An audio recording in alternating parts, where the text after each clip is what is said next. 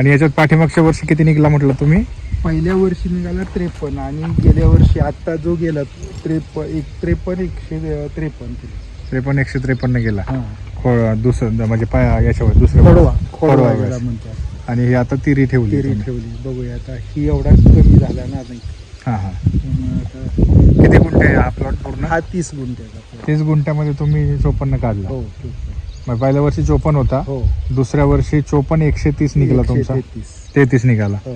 वाढला म्हणजे. वाढला. आणि त्यावेळेस ऑर्गॅनिक ॲग्रोटेकचं कोंबडी खताचा किती वापर केला?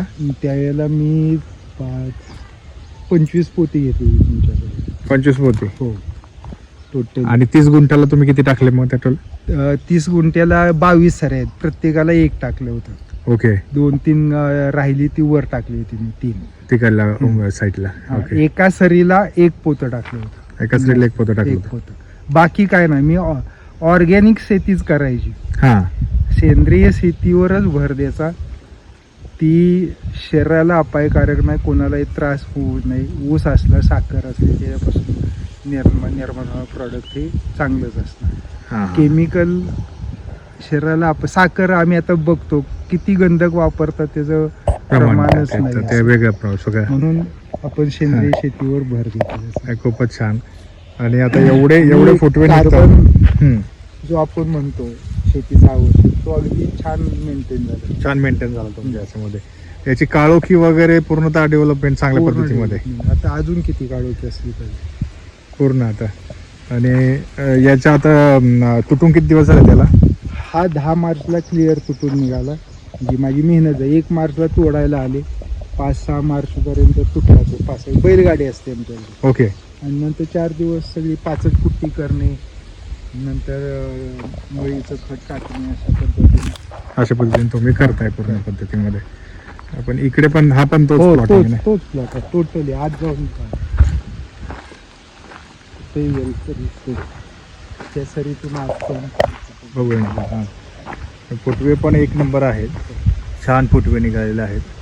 काळोखी खूप छान पद्धतीमध्ये डेव्हलप झालेली आहे. खूप छान. ही उंची माझ्या डोक्यात मी दिसत नाही. आता याच्यात किती महिने झाले टोटल आता याला? 2.25 महिने. 2.25 महिने फक्त झालेले या पिकाला. आज किती तारीख? 25 तारीख किंवा 26 असेल. हा. 10 मार्चला 10 मार्च 10 एप्रिल 10 आणि वर्ष हे कुठेही अगदी आत्मनिर्भर आम्हाला ही सवय आत्मनिर्भरांची. हा.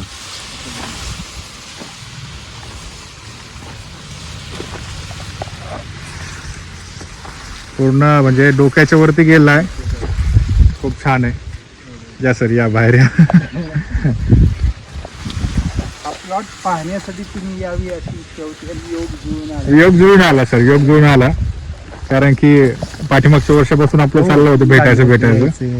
पण ते आता झालं ह्या वर्षी.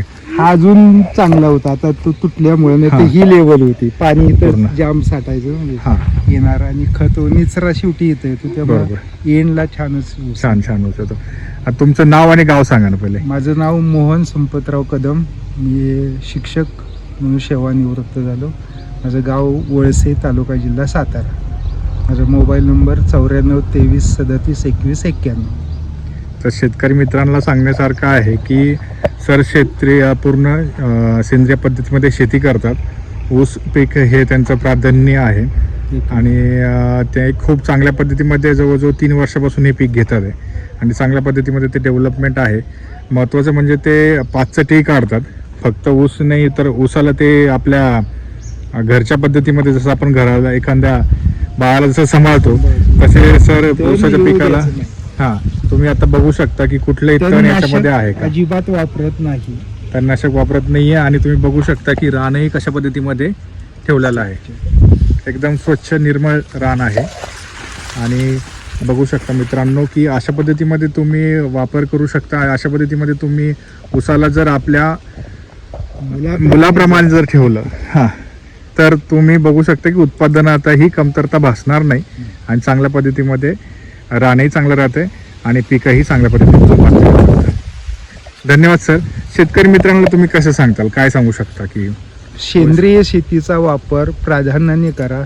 सेंद्रिय कर्ब शेतीचा महत्त्वाचा आहे. तो मूळ पाया आहे आणि तोच आपला टिकाऊ स्वरूपाचा असेल तर कोणतंही पीक घ्या ते जोमानच येईल, यात कुठलीही शंका राहणार नाही. आणि सेंद्रिय खतांचा वापर करूनच ह्याचा विकास होऊ शकतो. धन्यवाद सर. तर शेतकरी मित्रांनो, सरांचं तुम्ही मनोगत ऐकलं आहेत. तर अशा पद्धतीमध्ये वापर करा, रिझल्ट तुम्ही घ्या. स्वतः अनुभव केल्यानंतरच दुसऱ्यांना आपण सांगू शकतो. तर सर जसे सांगतात तसे तुमच्याकडे आम्हाला याची इच्छा आहे. लवकरात लवकर आम्हाला तुमच्या साईटला बोलवा, आपण नक्की याच्यावरती काम करूया. धन्यवाद मित्रांनो.